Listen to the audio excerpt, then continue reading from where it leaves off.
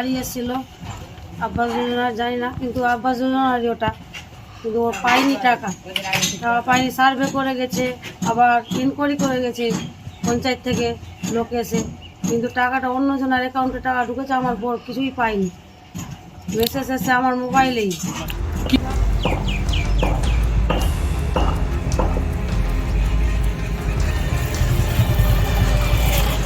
আমার নামে ঘর এসেছিল আবাস যোজনার, কিন্তু আমার নামে আমার অ্যাকাউন্টে টাকা ঢুকেনি, অন্য জনের অ্যাকাউন্টে টাকা ঢুকে গেছে।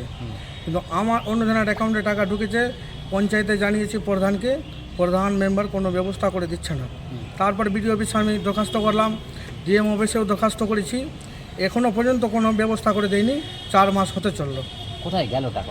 ওই টাকাটা যে 7 তারিখ একটা বিকাশ চৌধুরী নাম, বাবার নাম ঘিসু চৌধুরী, ওর অ্যাকাউন্টে টাকাটা ঢুকেছে। আমাদের কাছে এভাবে কোনো লিখিত অভিযোগ নেই।